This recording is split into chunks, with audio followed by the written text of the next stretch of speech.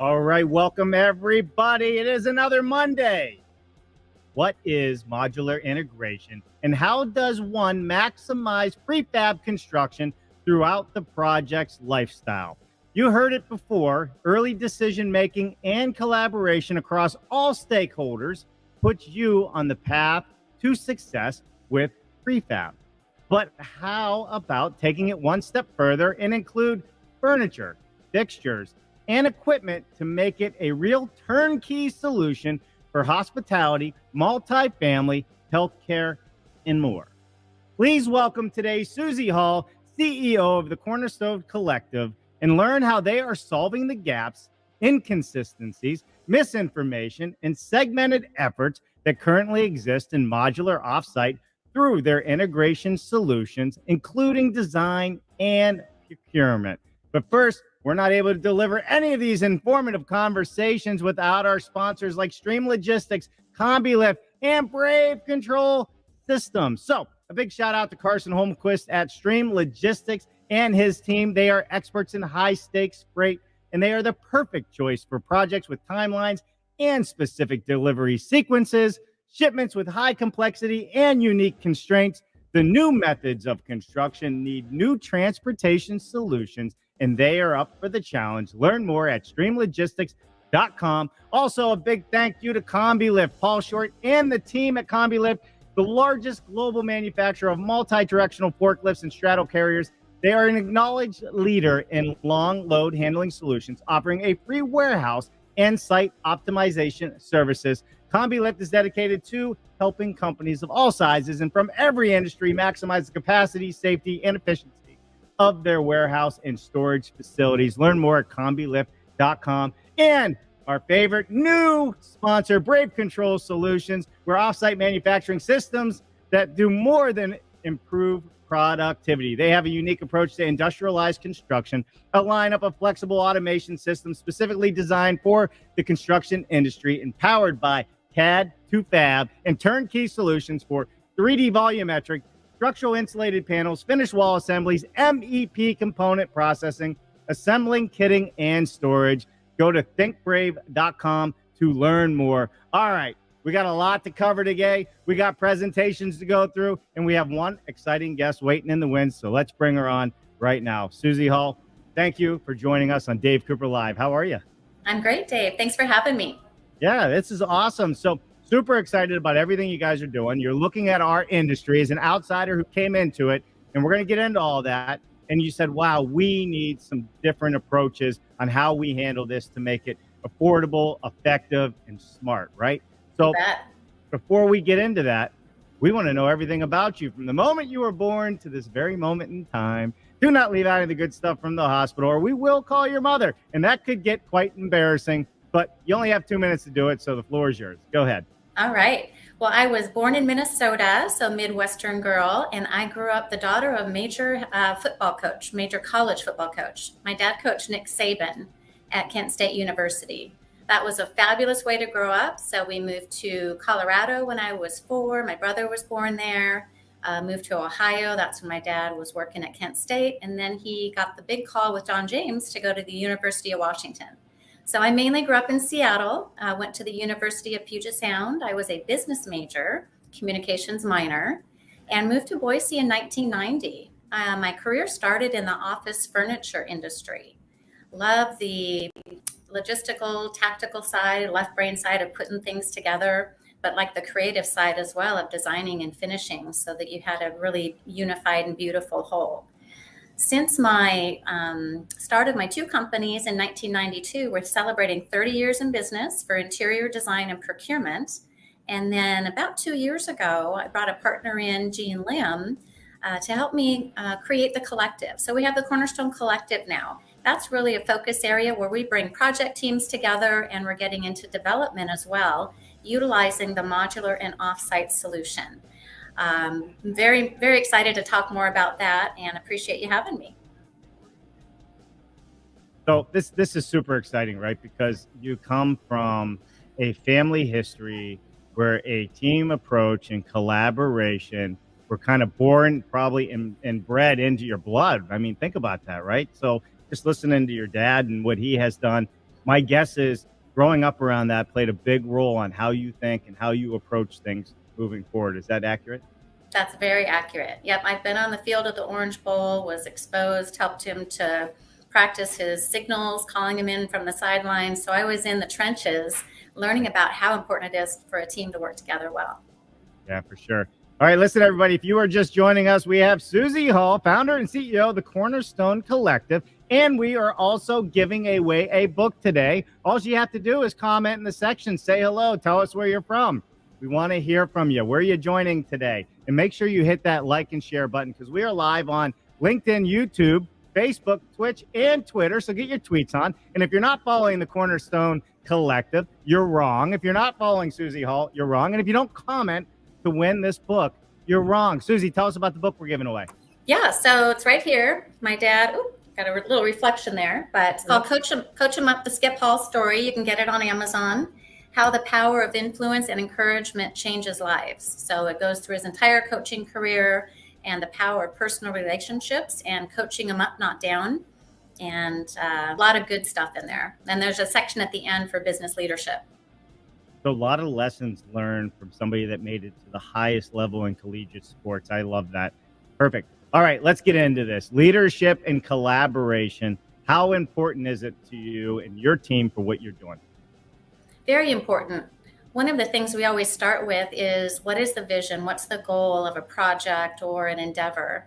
And it's amazing how many times that step gets missed or it doesn't get shared with the entire team as a whole.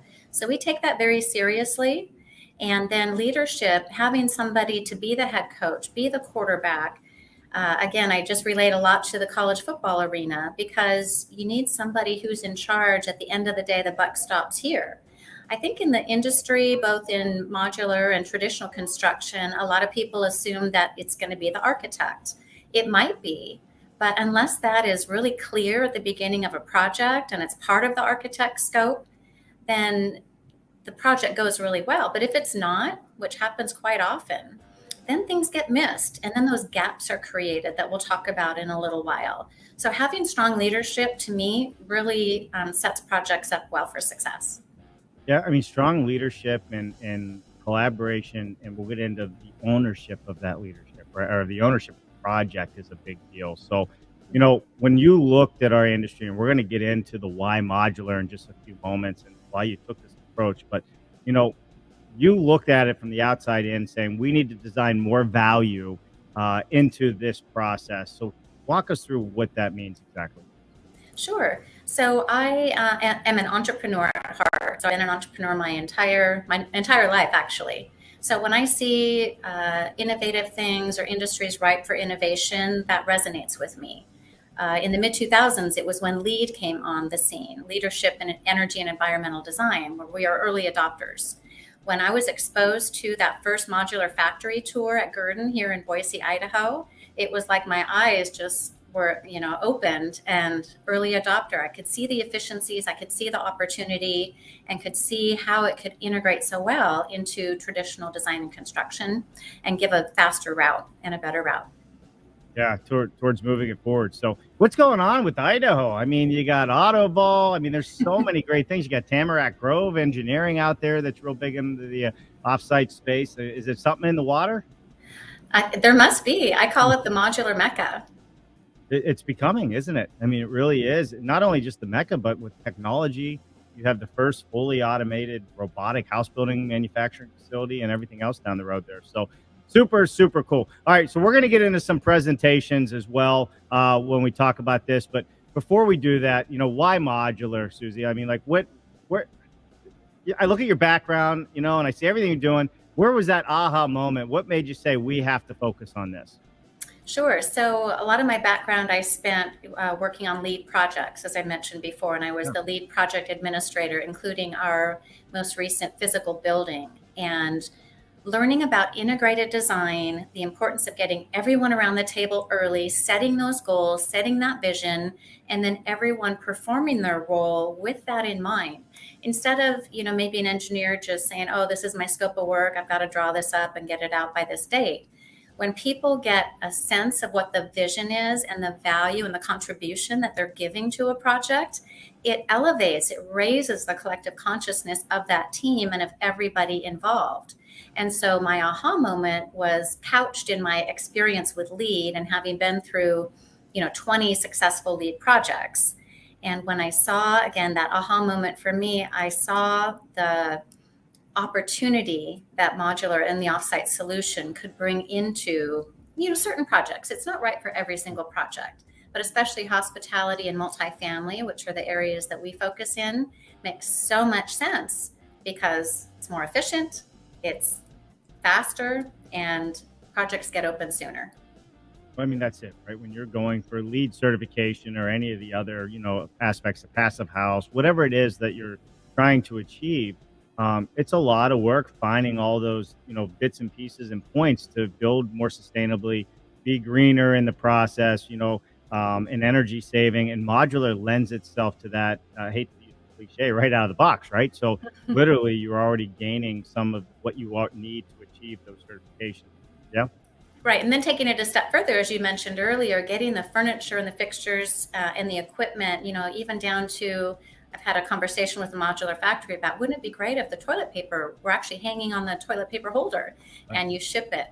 Having that all integrated and included so there aren't unknowns and variables. I've seen projects get thrown, the schedule gets thrown, the pricing gets thrown, the budget gets thrown if there's a small detail that's not thought about, like the window covering depth or the valance, small things that you start really wide at the top of the funnel and you get down. It's really important that right before it gets out, you've got to get all those details managed and integrated. Sure. Well, I mean, but even with the design of that, whether you're in the hospitality space, right, it's about speed, it's about heads on beds, so to speak. And with that said, you can literally design these multi-family or hospitality type buildings, with the chase and the standpipes and in certain locations. So those doors could actually, those rooms can be completely done. The doors locked and nobody even has to go in them. They're set and ready to have a guest join them. Yep, exactly. That's what I think is super cool about this. So we got a couple slide decks, Suzie, why don't you tell me when you want to jump into either one of those as we go through this process? But what I want to set the stage is, before we get into these presentations, is you're looking at all that. You're saying, all right, well, we can have the toilet paper on the toilet paper holder, right? We can have the sheets on the bed and everything protected and what have you for shipment. But who owns it? Who designs it? Who makes sure the manufacturing's done properly? Who makes sure the design's done properly, exterior and interior? And then who makes sure all those little fixtures and parts and pieces, such as beds, bed frames, you name it, pictures on the walls, mirrors, TVs hung, who makes sure all that's done? And then when it's delivered to the site, who makes sure it's all being implemented properly, protected, and done the right way? And this is something that you guys have sat back and said, yes, we got a solution to this, and we're going to do that. We're going to take it from the beginning stages all the way through the delivery to the end user. Exactly. Yeah? Yep, exactly. I can't wait. So part of it is that we speak everyone's language to an extent. And that's what a good head coach does, right? So they speak everyone's language. They're not necessarily an expert in each position or each role, but speaking everyone's language gives us that conversation from the very beginning to the end. So we can go ahead and start that first slide deck and talk about modular integration if it's a good time. Yeah, let's do it. It's up on the screen. We're all ears and eyes. Perfect.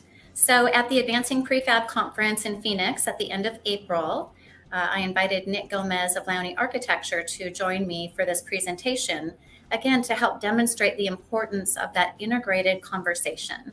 And this conference, they really like to have long titles. So it's integrating modular synchronicity through a project's life cycle to maximize the benefits of the prefab solution. So exactly what we were just talking about. And I want to get to the slide that demonstrates what modular integration means. So when you look at these bubbles, these circles, these silos, if we're going vertical, and you look at architecture, landscape architecture, all of the engineering disciplines, you've got the owner developer, you've got the modular factory, the site GC, the MEP, the fire sprinkler, the procurement, the interiors, all of that when I first came on the scene in this industry, I saw all these silos. And again, being a business management major and an entrepreneur, I thought, wouldn't it be great if we can bring teams together to have that integrated design conversation early? And that's part of what it means to get everyone in the conversation early and then integrate that throughout the project's life cycle. Now, it sounds like a great idea. My experience in the design and construction industry for over 30 years is that it rarely happens. The best place I've seen it happen are on these lead projects, especially if they're a gold or platinum project, because that sets the bar high. I'm used to having a high bar because of the way I was raised. So when you're on a football team and you're practicing and you're doing the drills and you're learning it, and then you get to the Rose Bowl, you get to the Orange Bowl, you're playing at the highest level possible. It's not okay for someone to miss a practice. In this case, it's not okay for someone to miss a meeting, because if someone misses a meeting, then that project schedule can get thrown. And if that continues, it kind of unravels the thread, the spool of thread. And owners and developers don't yet, unless they're very seasoned in this industry, understand that. So we see that as our role. We come in and we say, here's the design schedule, here's the production schedule, here's the construction schedule, and we're responsible for keeping that on track. If someone is going to be on vacation, we make sure that, someone from that silo, that team, is going to be present. Because if you miss a conversation, if you miss a meeting, you could miss a really critical juncture on a project. So that's modular integration in a nutshell for us. Oh, I just want to, this is so important, right? And that is, it's not okay to miss a meeting, and especially with the grades. Jen's putting some stuff in the comments too, and like, it is so important. I have never been, and we got a lot of projects under our belt in modular and offsite through the years. I have never been in a meeting when you have all of the trades, all the stakeholders sitting down, that a problem isn't uncovered. And if one person is missing, that could be the one problem that throws the whole project astray, and now the whole team is paying for it. So I just wanted to really put that into, a reflective mindset for those that are watching this, that it's not okay to miss these meetings. If you're part of the team, then you are part of the team. You need to show up and give 110%. Yeah, because if you're on a football team and you miss a practice, you're not going to be starting that game on that Saturday. Right. That's right. That's right. And the stakes are high in this, financially high. This is people's incomes. It's how they pay their kids, or pay their families, right? And put food on the table and put their kids through school. So, it's not a trophy that you're winning here. You're actually playing with people's livelihoods. So you should take it super. Exactly. And I'll just give Lowney Architecture a shout out here, because we're working on a project with them right now in Crate Modular. Yeah. And Lowney's modular team is very deep. So when one person is out, because it happens, people have vacation and things that come up and what have you, but they make sure that they're covered and that everyone on their team is well versed on what's coming next. What are the next milestones? What's the critical path? That's right. Couldn't agree more. Love it. So is there more slides on this one, or are we going to pull this one down? I think we'll pull this one down. Well, let me just go back to the overview. Okay. Just a couple of talking points. So evaluating how to plan for basis of design review, permitting, and input from design team members to keep the critical path on track. What does basis of design mean? There's a lot to that. This means going in thinking it's modular, right? And doing that modular feasibility study early on. And using those tools, there's a lot of tools out there, but it's challenging to start a project traditional and then switch to modular. You and I both know that. And then the second bullet, coaching clients through the various challenges that arise.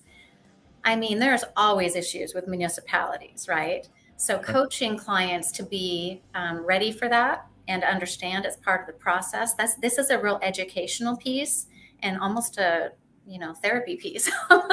That things are going to happen and things are going to go sideways and there's going to be surprises, and someone will come into the picture from the municipality that has no clue or no idea what's happening.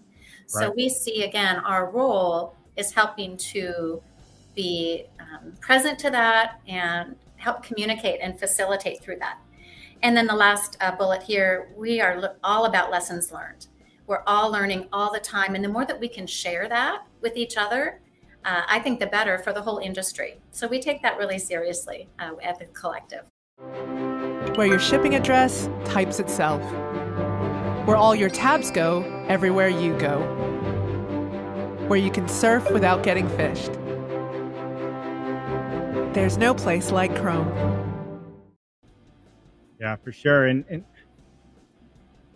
you got to start with the end in mind, and modular offsite construction is no different. If you're going to go to an architect, design something, and then expect it to be converted into modular and be a smooth process, you're wrong. It's not happening. Been down this road too many times with too many clients and people. So, you know, the question I have, Susie, is how do you convey that message up front to your client?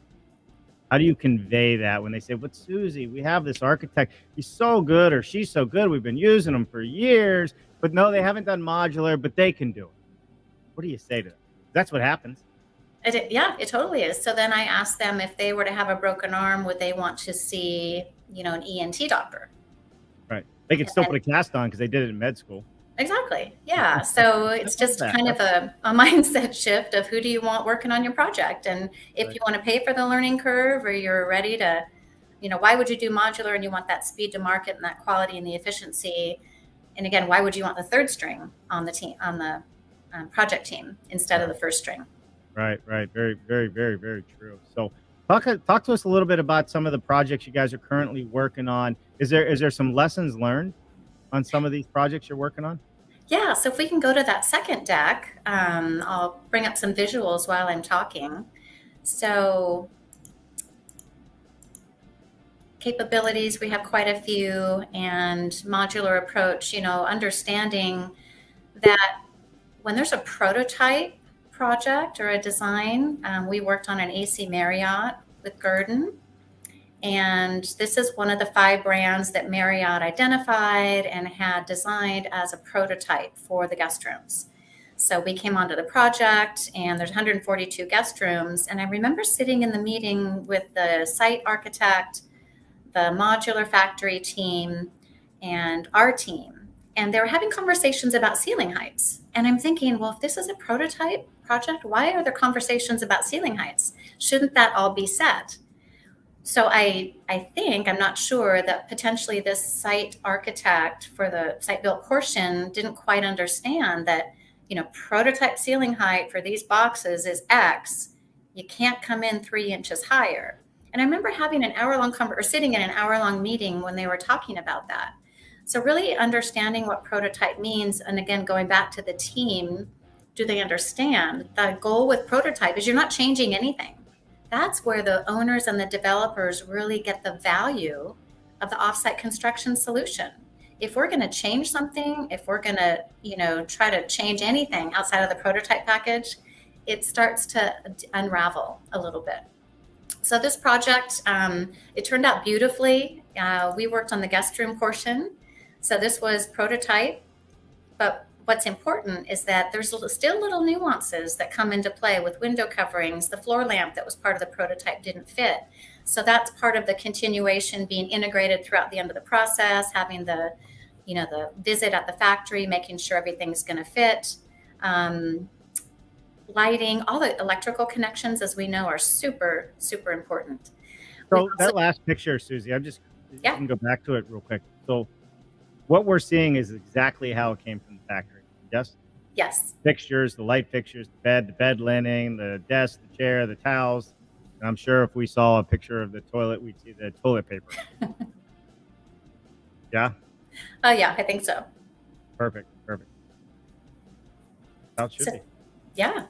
And then Home 2 Suites by Hilton. This is another prototype brand from hospitality. This particular one has been on hold due to the pandemic. Right. But what happens is this shows the lobby and kind of the public eating area. So there's that site-built portion, which can be more creative and isn't necessarily a prototype, that's marrying up with prototype hotel room packages, right? But then there's still maybe 2 different or 3 different color schemes on those prototype packages. So that's why it's important to have an interior design professional and a procurement specialist that understand, hey, where are we going to get these colored lighted panels, and how do we make sure that they conform to the brand standards? Oh, what is that flooring pattern going to be that's sustainable, that still flows with the modular prototype side, but we can actually amp up the design a little bit in the site build portion. A few more views of that, and then here's the prototype guest room. Wow. I'd stay there. Okay. Oh, you'd stay there. Sorry, I thought you said stay there. Oh, yeah. No, I would stay there. Yeah, no, good. And sometimes what happens, another silo that exists in hospitality, is that sometimes an architect and or interior design firm is hired to do the public or the public areas, which is more custom, and a separate team is hired to do the guest rooms. Well, how do you think that goes when they're trying to match up and, right, not playing nice in the sandbox? Or show up for meetings together. Yeah. Mm-hmm. Yep. And then this is another Marriott brand that's a prototype for modular, Fairfield. I don't know how active they are right now. I think the pandemic obviously hit things really hard, but we're hopeful that things will come back with their brands. I will say, unfortunately, this particular project reverted back to traditional building. It went about 30 to 40% modular, and then the bids came in about $1 million higher than the owner was expecting. And I think that's another example of how modular and offsite is still fairly new to a lot of people in the industry. And sometimes it's those connections. How is the site built portion going to connect with the units from the factory? Well, there is that, right? So if the trades aren't familiar with it, do they charge more because there's a learning curve and they know that, right? If they're obviously doing projects like this, typically they're fairly well skilled in finance and project management, without truly understanding, what the value is that they're getting, how much work they have to do, or how much less work they have to do. I would say more the case. We see this often in the industry where, somebody says, I'm going to try modular, just like you said, they go out to bid and it's coming in $1 million, $500,000, 300,000, whatever, higher. And a lot of time it's because of the misunderstanding of what the true process is for all of the different stakeholders in the project. They haven't done it. So there's learning curve money sometimes tapped into those, I guess, RFPs or the bids that come back in. And I'm assuming that's kind of probably what happened on this. Am I getting close? I think so. Yeah. And it's that unknown factor where subs are potentially bidding higher just because they're not quite certain of what the scope is, what those connection points are going to be. I remember when we were doing, again, back in the lead days early on, and we were getting pricing back on paint, and they're saying, oh, yeah, green paint is 30 to 40% more expensive than traditional paint. Right. And we were like, no. So I called every paint store in Boise and I got the numbers, and they were like, no, the material cost is the same. Right. So I think there's that kind of unknown, that uncertainty factor that's playing into things. Well, or the new factor, and they want to charge more for it. I mean, there's that side of it as well. I mean, look at big screen TVs. They were $10,000 when they came out, and like 4 years later, you can get them for $2,500. Right. So, is there more slides you wanted to show on that? I don't think so. I think that's a good overview. So if I were to just flat out say it this way, like SUZIE, your elevator pitch on this, like, what problem are you solving, right? End to end.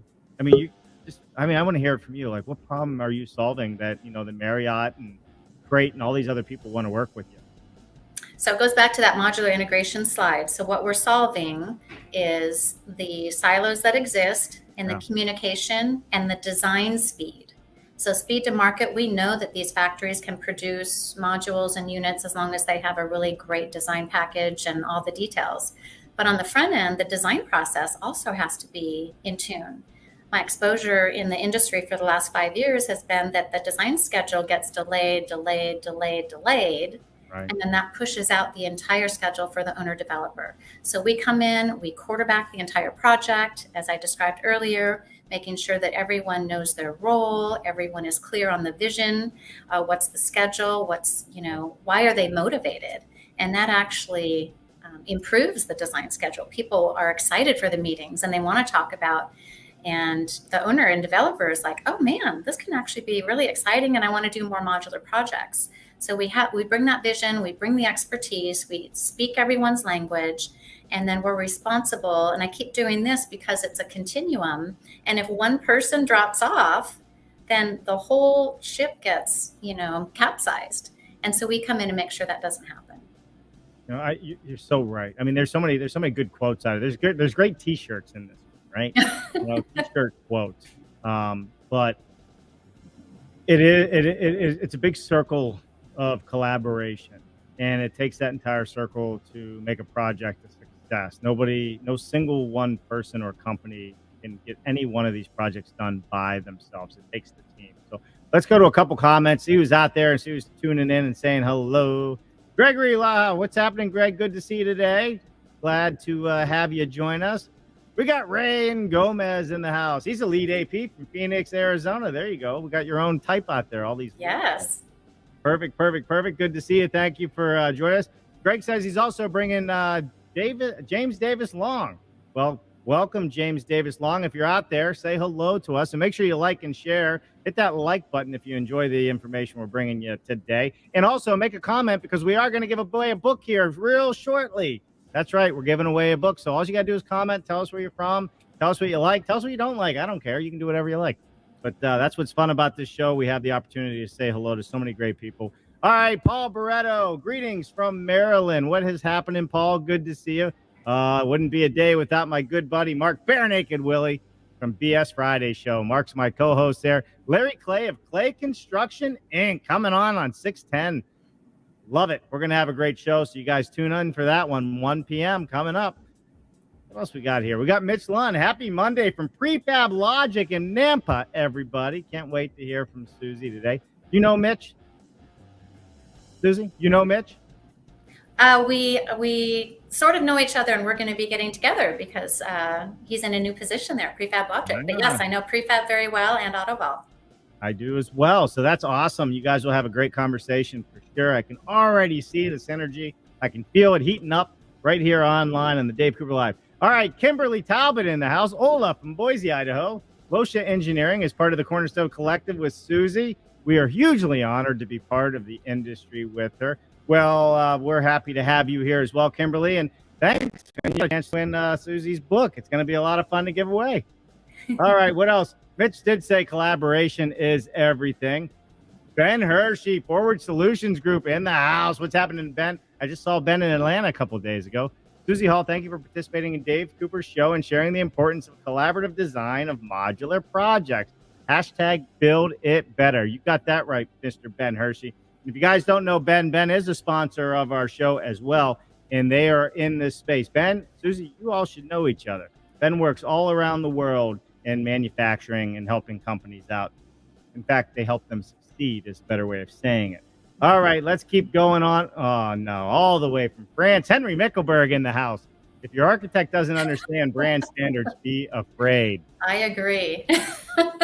Henry, your name has come up like twice already today. Good to see you, my friend. I hope all is well. From YouTube, we got James Davis saying hello. James, there you go. I'm glad. Thank you, Greg, for bringing James. We love it. He's in Austin, Texas. Great presentation. Good to see you, my friend. All right, and we also, look at all these people tuning in. All parties involved. Damien, hey, man, all parties involved need to support design freeze to ensure the modular process and the material supply chain runs smooth through from factory site to inclusive of FFE. So couldn't agree more. And that was a slide in the first deck that we didn't get to. But that design freeze, I remember the first time I heard that term. Yeah. And it's not something that you hear in traditional design and construction. Right. And so our team was like, what does that mean? And, so the modular factory explained it to us.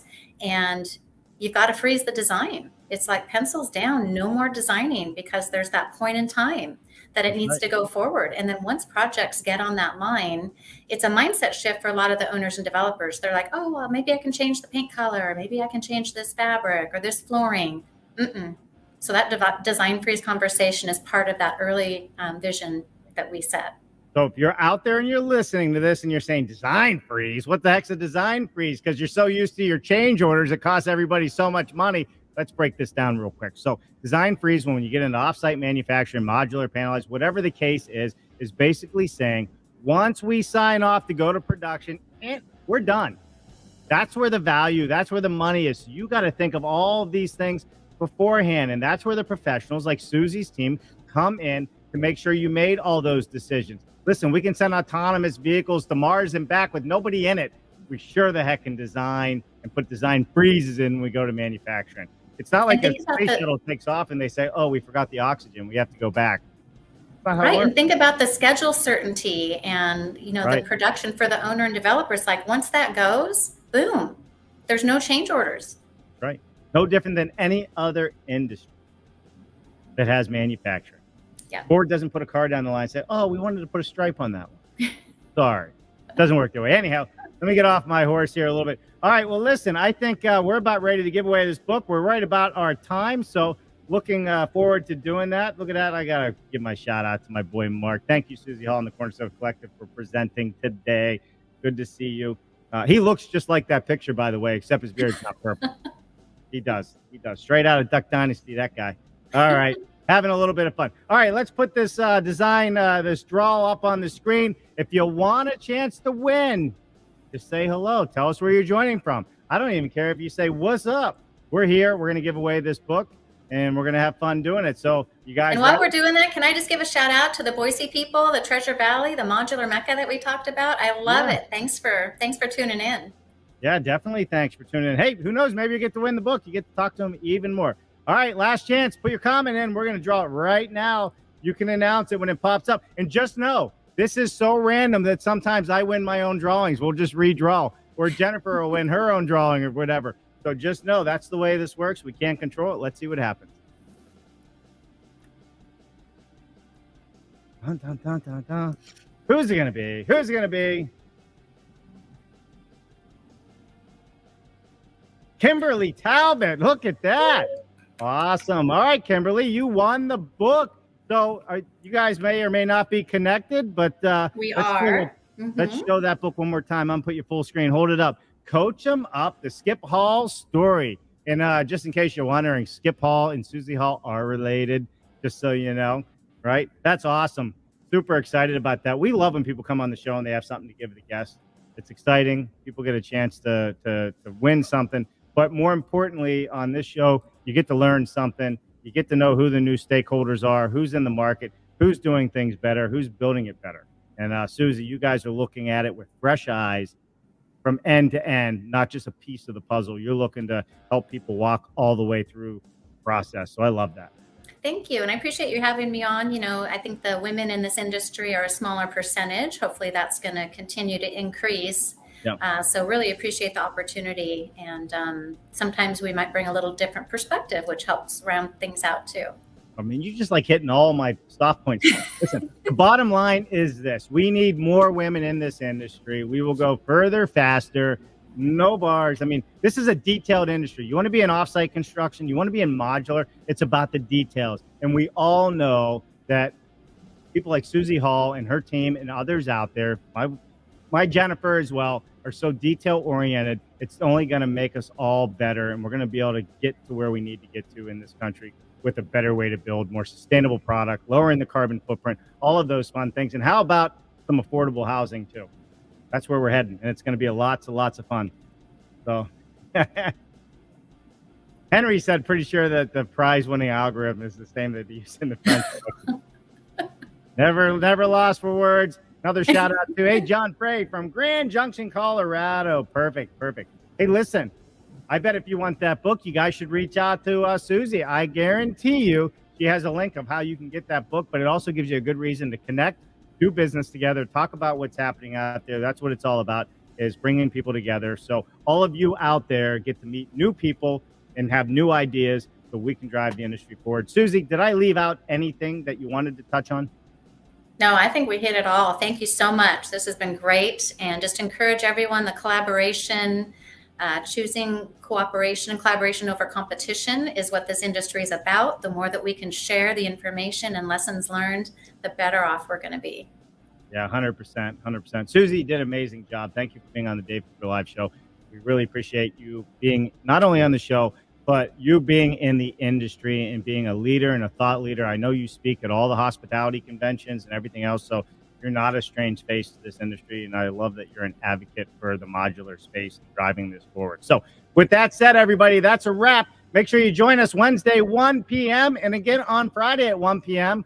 We got some great shows coming up for you. We're going to have a lot of fun. And remember, we're heading to England the week of June 18th. We will be in England all week, and we will be coming to you live from England, as well as we're visiting a lot of job sites. We're going to show you how the English are doing it. And then in August, we're over in Switzerland on another tour. We're going to show you how they're doing it over there as well. So a lot to come out of all these shows, lots of traveling coming up, and we're going to have more great people just like Suzie Hall and her team at Cornerstone Collective. Thank you so much, Suzie. Thank you, Dave. Really appreciate it. All right, everybody, have an awesome day. Suzie, don't go anywhere. I'll come back to you after the outro. We'll see you next time. Bye now.